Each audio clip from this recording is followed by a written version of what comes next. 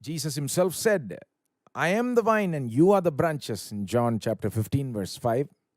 இயேசுவே அதை சொல்றார் இல்லையா, நானே திராட்சை செடி நீங்கள் கொடிகள் என்று. And Jesus explains that picture of union between vine and branch, that is between him and believers, in much detail in John 15. யோவான் 15ல் அந்த அவர் செடி என்றும் நான் விசுவாசிகள் கொடிகள் என்றும் அந்த உதாரணத்தை பயன்படுத்தி அவருக்கும் விசுவாசிகளுக்கும் இடையே இருக்கிற அந்த உறவை குறித்து இன்னும் அதிகமாக நல்ல விதத்தில் விளக்குகிறார். I want you to think about that connection between the vine and the branch.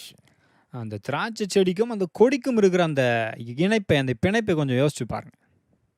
When you look at it, it looks like something ordinary, but when you examine it carefully, you think about it carefully, you'll realize that it is a very deep and a very intricate connection.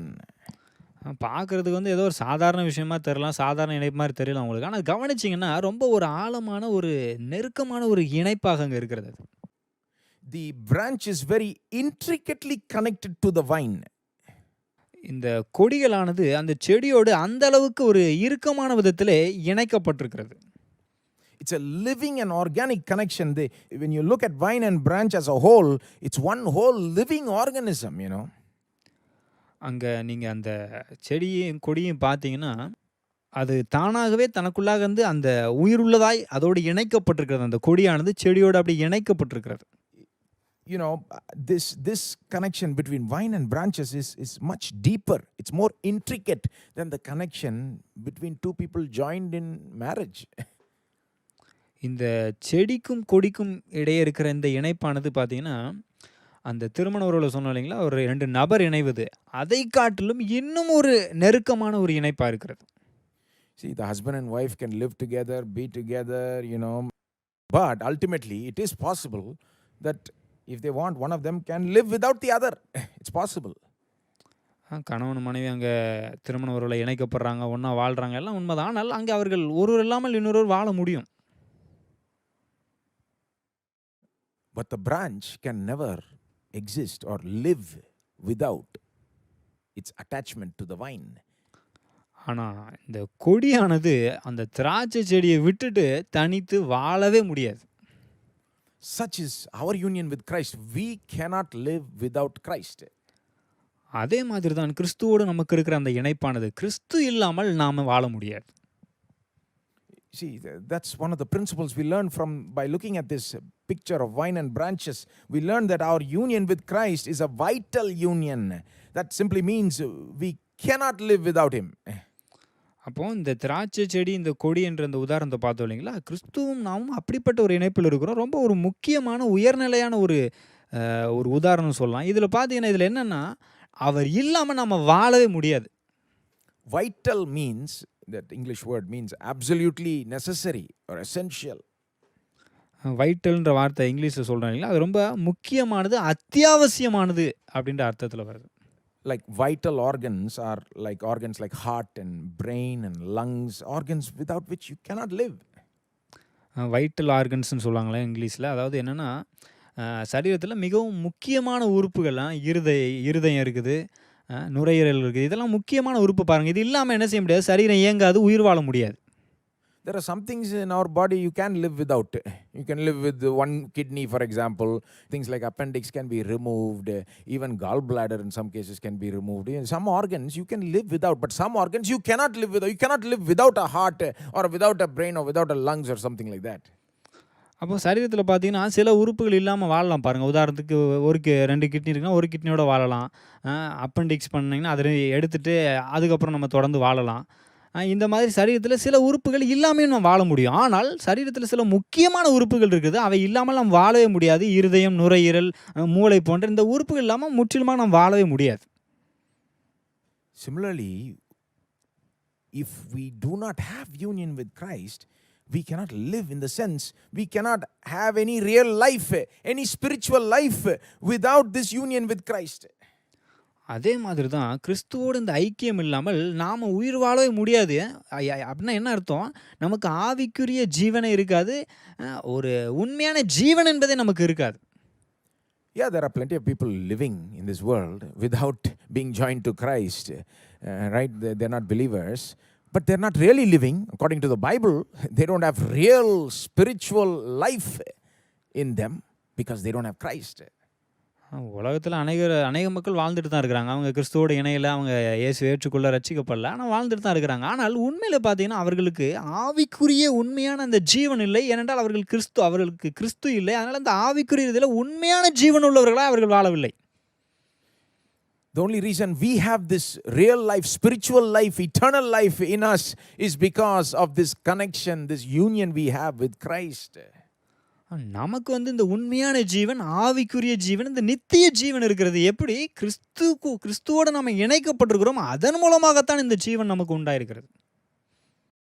Our very life, our very existence, spiritual existence depends on Jesus and our union with him. நம்ம ஆவிக்குரிய ரீதியில் உயிரோடு இருப்பதே கிறிஸ்துவோட நாம் இணைக்கப்பட்டிருக்கிறோமே அதன் மூலமாகத்தான். Jesus said it in this way. He said it in a different way in John 15 when he's talking about vine and branches. You notice in verse 5 he said, without me you can do nothing. Did you see that in verse 5? John 15 verse 5.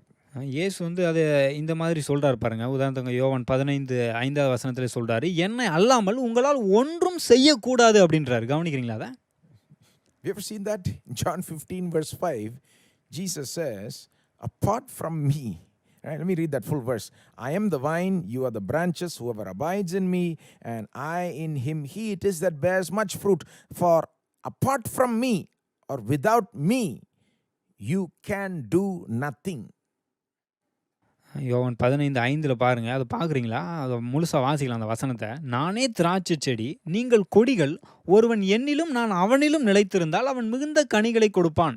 என்னை அல்லாமல் உங்களால் ஒன்றும் செய்யக்கூடாது அப்படின்றார். Just pause and think about what he's saying. He's saying, I'm the vine, you're the branches, you're connected to me. This is the way you can live. Without me, without this connection to me, you cannot do anything. Anything that counts, anything in the eyes of God, anything worth anything in the eyes of God. கொஞ்சம் நிறுத்தி அதை கவனிக்கணும் பாருங்க. எப்படி சொல்றார் இயேசு? நானே திராட்சை செடி, நீங்கள் கொடிகள் அப்படின்றாரு. அதாவது அவர் திராட்சை செடி, நாம் கொடிகள். நம்ம அந்த விதத்தில் இணைந்திருக்கிறோம். அப்போ அவர் இல்லாமல் நம்ம ஒன்றுமே செய்ய முடியாதுன்றாரு.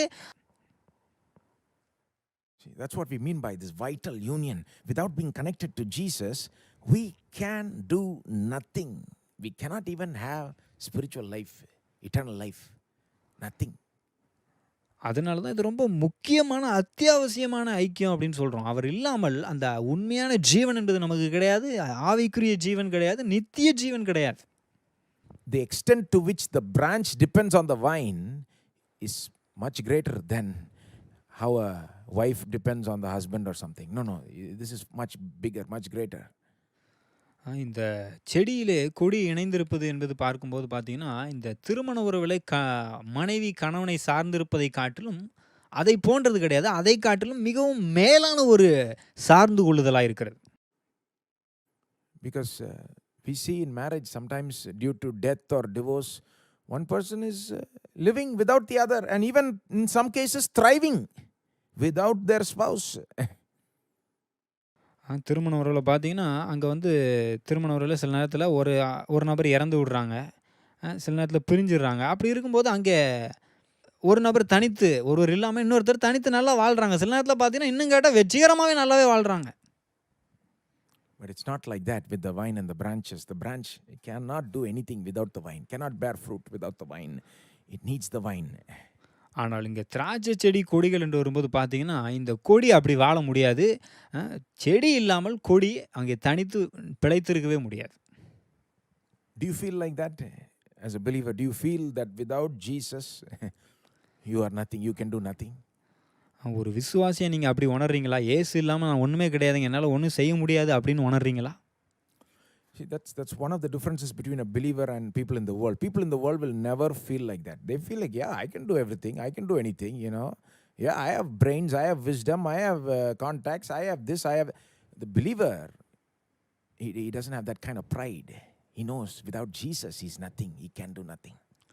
அதுதான் உலகத்துல இருக்கிற மக்களுக்கும், விசுவாசிக்கு இருக்கிற வித்தியாசம் பாருங்க. உலகத்துல இருக்கிற மக்கள் என்ன சொல்றாங்க, அவங்க நான் தனிது எல்லாம் நானே வாழ்ந்துருவேனாக்கும், எனக்கு யாரும் தேவையில்லையாக்கும், எனக்கு அந்த கனெக்ஷன் இருக்குது, அவங்களோட தொடர்பு இருக்குது, இந்த கனெக்ஷன் இருக்குது, நான் அப்படி வாழ்ந்துருவேன், இப்படி வாழ்ந்துருவேன், நானே வாழ்ந்துருவேன் அப்படின்னு ரொம்ப அத பெருமையா பேசிக்கிறாங்க. ஆனால் ஒரு விசுவாசி அப்படி பேசுறதில்ல பாருங்க. கிறிஸ்து இல்லாமல் அவனால் வாழ முடியாது. அவன் தன்னை குறித்து பெருமை அடித்துக் கொள்வது கிடையாது.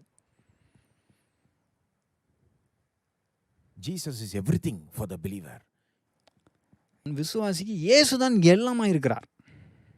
As we sang, எல்லாம் நீர்தானே. You are my everything, Jesus. Jesus is everything. Without Jesus, that's it. நம்ம பாடணும் இல்லையா, எல்லாம் நீர்தானே அப்படின்னு சொல்லி பாடணும் இல்லையா, அவர் தான் நமக்கு எல்லாமா இருக்கிறார். அப்ப விசுவாசிக்கு எல்லாமே இயேசு தான். A healthy believer is one who is conscious of how much he needs Jesus. How much he needs Jesus. ஒரு ஆரோக்கியமான விசுவாசி தனக்கு எவ்வளவு அதிகமாக இயேசு தனக்கு தேவை என்பதை உணர்ந்திருப்பார். Because without Christ we can do nothing. ஏனென்றால் இயேசு இல்லாமல் நம்மளால் ஒன்றும் செய்ய முடியாது.